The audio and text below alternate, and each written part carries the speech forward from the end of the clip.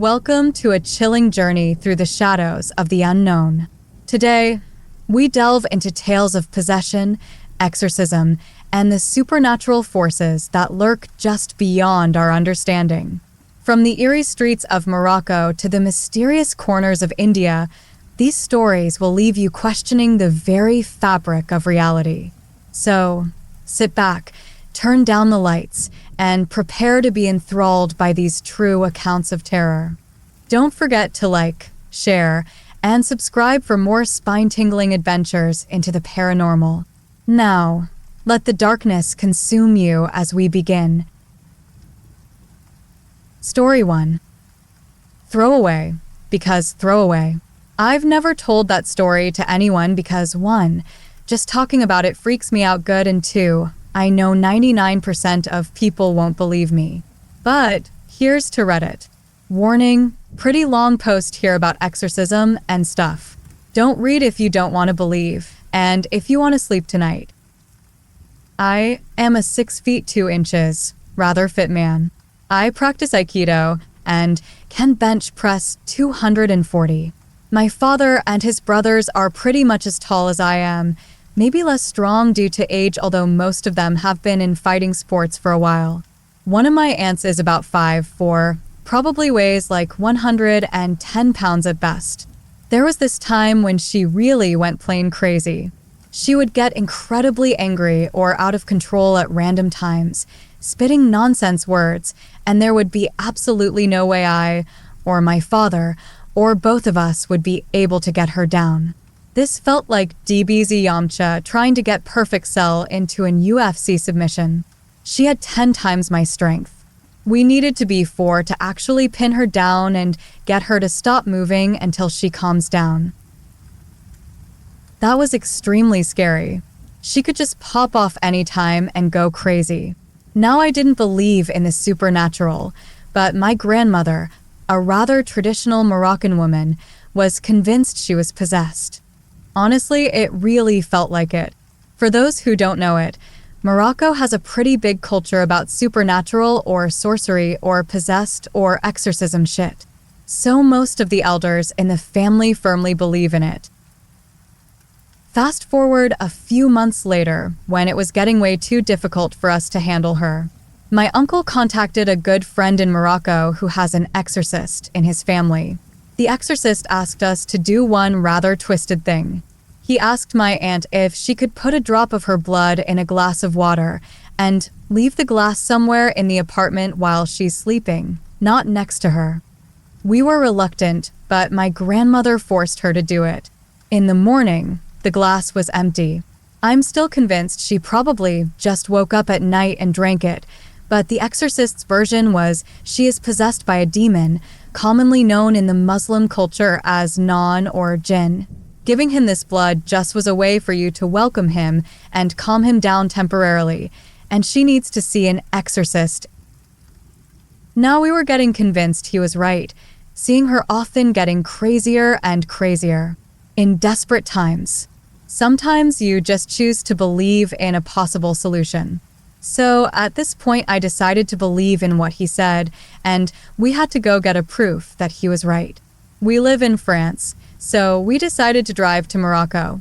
About 1,500 kilometers driving plus a 6-hour boat, plus 500 kilometers in Morocco again. During the drive, I've never been as scared as this day. I was sitting down behind, on the right, my father on the left, my aunt between us. She went crazy at some point. We couldn't really hold her as she was trying to hit my uncle driving. We almost ran into a wall. My father had to, dangerously, choke her until she lost some strength. Anyway, here we are in Morocco, getting to this village named Sefrou, known as one of the biggest places in the country where sorcery happens. Rather creepy place, and not in a conventional creepy way. What we know of creepy are just what horror movies picture. The African creepy is on another level. We get to meet this exorcist guy. He asks us to buy a sheep to sacrifice and tells us we should bring him the sheep's guts back to him for the exorcism to happen. My father and uncle take care of this. Me, I am fucking scared. As stated earlier, I didn't believe in that shit. I decided to because honestly the situation called it. But at this point, in a freaking spooky village in the middle of Morocco, where we are advised to never eat anything outside or accept anything from strangers who might try to curse us, where everything looks twisted AF, I was really losing it and couldn't wait to leave this place forever. On the following day, we went to the exorcist's, bringing him these guts. He puts them in a bowl, asks that if we are feeling strong enough we should stay with him as more people would make it easier to exorcise my aunt. Well, I really wanted to leave, but seeing everybody staying, I stayed as well. My aunt is lying down in front of us, next to the bowl. We are sitting down around her holding hands, and the exorcist starts saying stuff I can't understand. It was traditional Arabic and not a Moroccan dialect. He gets sweaty as he talks faster. I see my aunt twitching in what looked like pain. The light went out. Holy shit, I think I peed my pants at this moment. The exorcist screams something. My aunt screams as well. Then total silence. I think the silence was for about 30 seconds, but it felt like hours. The exorcist's assistant then comes in with a lamp, and we see that both my aunt and him passed out. The bowl is on the floor and the guts next to it. The guts turn black. I am having goosebumps just writing that and repicturing that. The assistant urges us not to touch the guts at any cost. Exorcist wakes up, puts some water on his face, then tells us to follow him. We went to a nearby, empty hill on top of it, and he asked us to burn the guts right there, as the demon was now possessing the sheep and we could now get rid of it. I have never seen my aunt showing any problem whatsoever since this day. Her crisis periods never happened again. She never went back to this angry mode, and to this day that honestly still scares the crap out of me. Just seeing her now gives me the chills. And the worst is, her sons love me, but I really have trouble staying around her as I am genuinely scared, and they obviously don't know why. Sorry for the extra long post, guys. That's actually the first time I share this story, and I'm shaking on my keyboard right now. After this event, I grew really interested in the whole Moroccan demon mythology and learned a lot about it. Now, I don't believe they exist. I know they exist, and they don't make much difference anyway aside from this kind of event. If you actually want to know more, feel free to ask me details. I actually talked more in detail with this same exorcist guy, and holy shit. The world is big and deep, and we don't understand 1 to 10 th of it. TLDR, my aunt was possessed, and I saw a real-life exorcism happening right in front of me. Now she's fine. Story 2. One of my teachers used to work at a boarding school, and one night during a school movie night, a student left to use the restroom, and after a bit of time had gone by, my teacher went to check on her to make sure she was okay. She wasn't. She was huddled in the corner of a shower, foaming at the mouth with bloodshot eyes. My teacher freaked out and called a couple others over, and the chick started spewing out random incoherent things in a really deep voice and stuff. Eventually, she snapped out of it and didn't remember a thing. They went to her dorm room after, and I guess she had things like I and LT Satan written on her bunk bed and stuff. Pretty creepy. Edit. By they going back to the dorm, I met my teacher and the 2 other supervisors. After this incident, the girl left the school. Edit 2. I just remembered that my teacher said she was hissing at her. Small detail, but I thought I'd throw it in. A lot of really good points were brought up about diseases, etc., and it is likely that that's what happened. I haven't given this story a ton of thought, heard it a little while back, then I saw this thread and thought I would share. But I'm really glad these points were brought up. Could have very likely been a medical issue, but the way that it happened combined with the I Satan shenanigans made it a pretty creepy story nonetheless.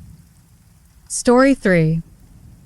I have never known what to make of this. The high school I went to was a religious private school. Senior year. It was traditional for the entire senior class to go on a religious retreat up in this remote resort in the mountains with a few teachers. The point of the retreat was to grow closer to each other as a class and also to find God, experience spirituality. They took away our phones and forbade us from using any form of the internet or communication with the outside world. Then they made us go through a series of soul-bearing exercises and speeches and whatnot. Honestly, pretty cheesy stuff. Not that exciting. On the third day of the retreat, however, the entire grade was in the main hall doing an hour of silent prayer that was pretty much like meditation, but we were supposed to be communicating with God. All of a sudden, there's a huge crash, and everyone looks over to see a girl toppled over onto the floor. As everyone stares, she starts writhing around on the ground and screaming, but not screaming in, like, pain. The voice that she was screaming was in a really strange, deep voice and didn't sound like her at all. Someone yelled, "She's seizing." I remember that because there was a girl in our class who was known to have epileptic seizures and would do it in assembly pretty frequently, but it wasn't the same girl. Then she stood up and started yelling in tongues. Her eyes were rolled up and her head kept twitching back and forth.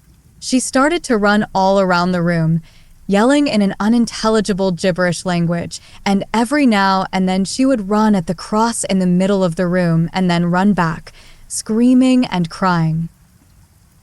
At first, I honestly thought this was a dumb high school prank to freak everyone out, but if that was what it was, she took it way too far. The teachers tried to calm her down, but she just kept screaming in this weird language. She started pulling on her hair, so one of the teachers called an ambulance, but we all knew it would take a while for them to get to this remote retreat. Another teacher tried to take her by the shoulders, and she dug her nails into his arm really hard and just kept screaming. It took several more minutes to calm her down. The teachers actually evacuated us from the room, and then she just went quiet. They took that girl away that night, though I don't know how. We were all kept in the cafeteria after that, and she never came back to school after the retreat was over. I wasn't friends with her, so I don't know if they knew what really happened. Probably expelled for her prank. But maybe not. It went on way too long and convincingly for me to really tell myself that she'd fuck around in front of all the teachers like that. It was insane. I don't know. None of the teachers were ever allowed to talk about it when we asked afterward. But that's the story. Story 4. My family used to own and run a real estate office. My grandfather owned it and was the boss. My mother managed the rent roll and clients, and I worked there on weekends as a teenager. We worked in a multicultural area, which I always loved, and there was a reasonable Maori or Islander community there, a lot of whom were very religious. In one particular property we managed, there was this one family who had 2 sons. One of them played football with my brother, and the other is the subject of this incident. So this kid was 11, I think, and, according to the family, began acting strangely. He'd have violent outbursts, say terrible things, stuff like that. Apparently, he was really seriously out of control. The family called their Baptist, I think, minister and asked what they should do. Was there even anything they could do? The minister told them that he was free one evening later that week and he'd bring the things needed for a baptism. He said that he'd perform an exorcism for them, and a good spiritual leader, good religious people, and a baptism could oust an evil spirit. This particular evening arrived, and the minister got all set up. He got this deep tub, which they all filled with water for the baptism. He chose some passages from the Bible that'd help with the exorcism, and got the whole family to gather around for support and prayer. Now, Islander families tend to be large. There were aunts and uncles, cousins and grandparents. Everyone was there and willing to help this child. The parents are instructed to bring out the kid, so the father goes in to get him. The kid was a fucking mess. He was described as being like the Tasmanian devil from the cartoons, just all over the place. His dad put the boy over his shoulder and brought him down to where everyone was standing, the kid fighting at every step. But with his father being an absolutely enormous man, he didn't stand a chance. The minister said for everyone to gather around and put their hands on the child and to pray for him. The father held him in the middle of the family group, and everyone reached out their hands to touch the boy who was thrashing around like a wild thing. What I heard was that it seemed like the boy was totally out of control. Time comes for the minister to say whatever it was he said, and then for them to get him into the tub for the baptism, which was supposed to expel the demon they figured was possessing him. The father and an uncle or something were the ones who got him into the tub, and the family stood around praying their hearts out, but the boy tried to escape the second his body hit the water. He put up a crazy fight, and more family members came to get him into the water. Finally, they got him in, and they were able to hold him there. They didn't mean to do it, but they drowned him. He was an 11-year-old boy who was on the cusp of puberty. Of course his behavior was erratic. Of course his attitude was fucking awful. Of course he fought being held down by his own family. What did they think was going to happen? The parents, uncle, and minister were all arrested. The uncle got off on an accessory charge. The parents got 10 years but got out sooner, and the minister got 15 and was in just about the whole time because he was the leader. He should have known better. My mom had to go and talk to the police, be a character witness, talk about the family and the property and whatnot. That certainly wasn't the only awful thing that happened while I worked there, but it was the most traumatic. Story 5. Not exactly possessed, but similar, I guess. TLDR, friend's mom is cursed, so Brujo summons a wolf spirit to get rid of it. So my friend is Mexican, just like me, so our families believe a lot of crazy shit. Well, my friend's mom believed that someone had put a curse on her, seeing as how so many weird and unfortunate things had been happening to her lately. Also, her rapidly decreasing health. Since back in her village, you'd hire a curandero or brujo for this stuff. She searched around and finally found a reputable one. Well, he paid her a house visit, and it turns out that she had been cursed. According to him, a jealous ex-lover of her husband had put a pretty wicked one on her. He even said that she was lucky to still be walking. Anyway, he said he was going to perform a ritual that night on her in order to dispel the evil, but she had to completely relax and close her eyes, because he was going to summon a great spirit who was not supposed to be seen by humans or something like that. Anyway, the Brujo goes and does all his business while her daughter, my friend, is there for support. Well, the Brujo starts chanting, and the room, she tells, becomes very heavy and loud, gradually then building up. She couldn't see anything because her eyes were obviously closed, but she felt a presence in the room. Then she heard growling and howling and all sorts of animalistic noises. Anyway, the Brujo said he had found a willing wolf spirit to trace and get rid of the curse. My friend told me she pretty much shat herself hoping for it to be over. After a few hours, the noises finally stopped and the room felt light again. The man then said that the spirit had done its job and that her mom was good to go, which she did, which blew my mind since the next day she was healthy as an ox. Still gives me chills thinking about it. Story 6. Yes, one of our live-in housekeepers or maids experienced a demonic possession. I was one of the first to discover her. She was shouting obscenities, religious ones, while contorting her body as if she had a seizure. Nothing odd or unnaturally flexible, just thrusting her torso and legs up and down on the bed. She was on the verge of really hurting herself. My first thought was, holy shit, she's having a seizure. I tried to get her into a car and to drive her to a hospital, but she would not stop spazzing out, so we were scared she would hurt herself on the car ride going there. I'd find out later that real seizures really do not last this long. Eventually, we got some neighbors and nearby security guards to pin her down on a mattress for what seemed like an eternity, 1 to 2 hours. She would not stop screaming until our parents came home. I was crying just from how stressful it was, not knowing what exactly was going on and if our housekeeper would be all right. When my parents heard about what was going on, despite being devout Catholics, they were extremely rational and level-headed about it and even said, "We are not calling a priest." Eventually, paramedics arrived. The odd and wasteful thing about it was that the housekeeper displayed no other signs that constituted that of a medical emergency. Aside from the screaming and spazzing out and possibly hurting herself, she did not vomit, bleed, foam at the mouth. It was only when the paramedics gave her a sedative did she calm down.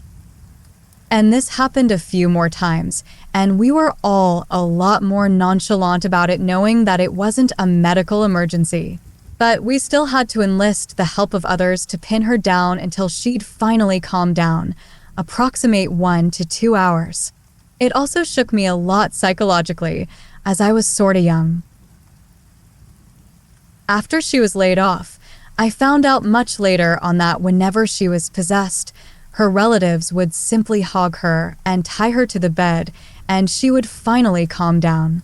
Apparently, as my sister who majors in psych suggested, our housekeeper's tendency to be possessed is a way for her to feed off the attention of others while processing internal stress or turmoil that makes it difficult to cope.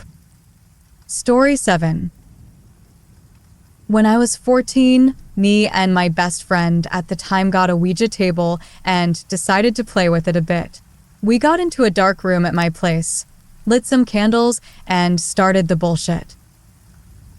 Another friend of ours knocked the door as we tried to contact the spirits. We let her in and resumed.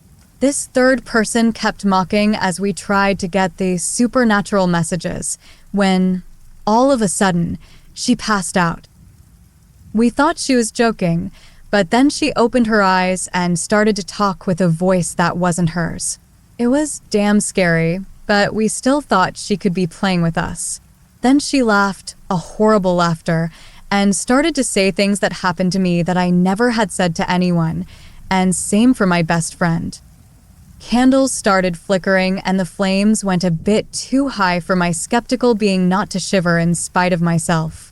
My best friend ran out of my place straight to her neighbor, who was Candomble's mother of saint. When the woman came to my place and saw our friend, she gasped and told us to help bring the girl to her place. We did so, but not before getting some scratches by not allowing her to get undressed in daylight, calling to some men that were looking at us as we marched towards the Holy Mother's place.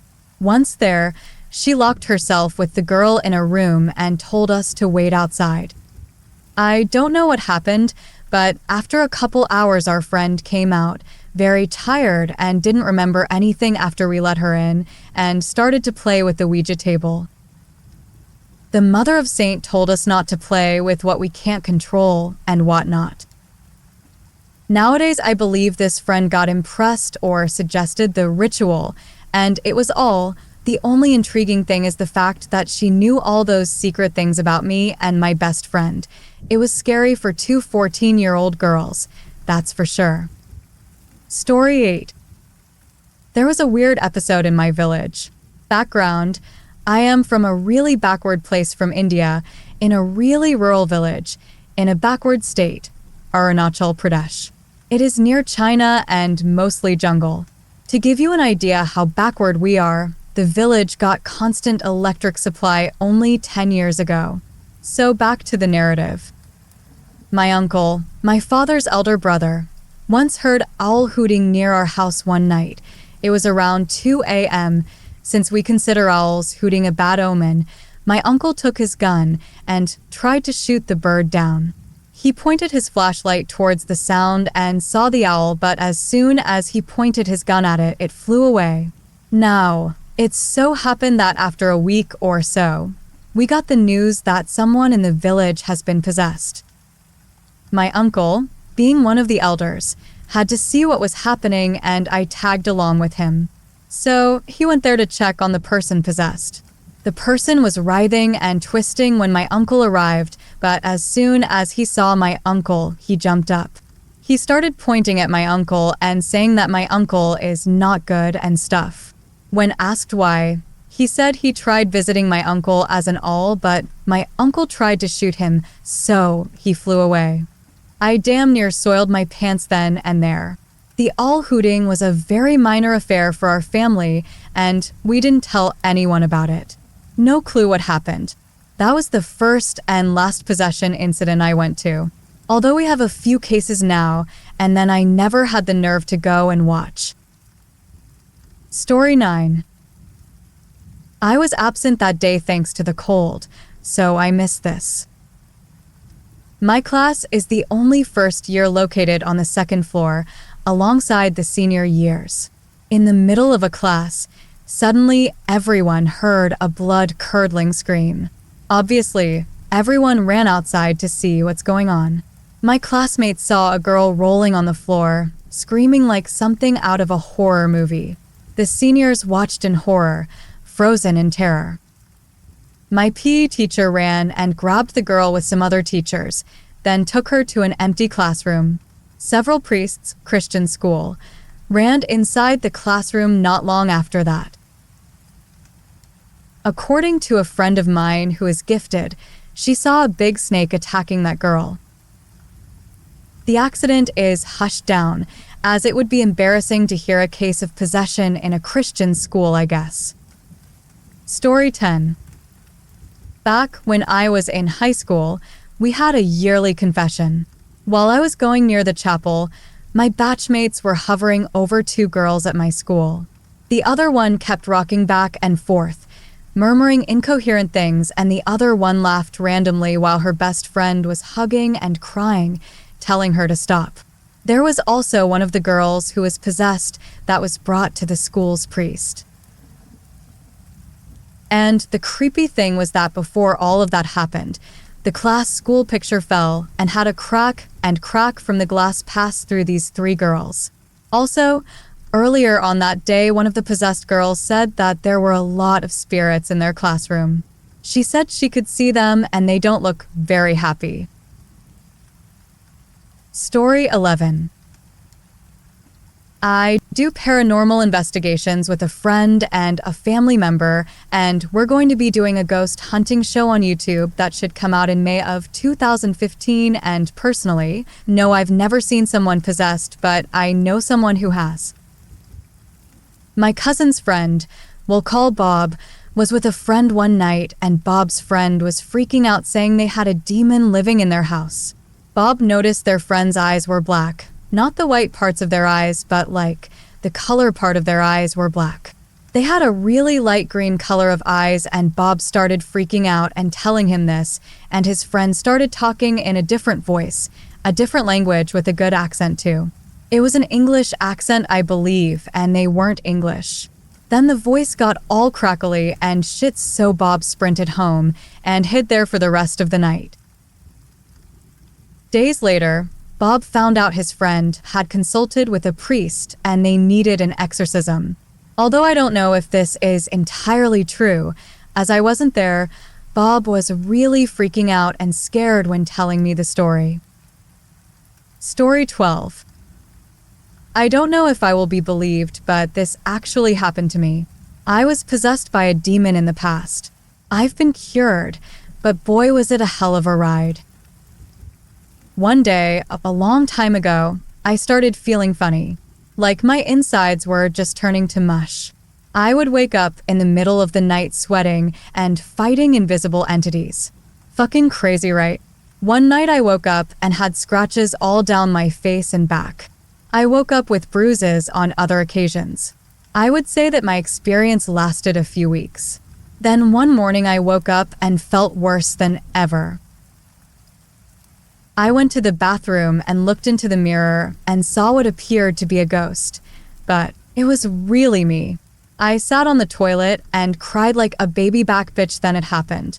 I grabbed my legs and gave a push and a grunt, and that fucking demon splashed out of my asshole like a maglev. Splattered water all over my ass. Then I went and had a hot pocket.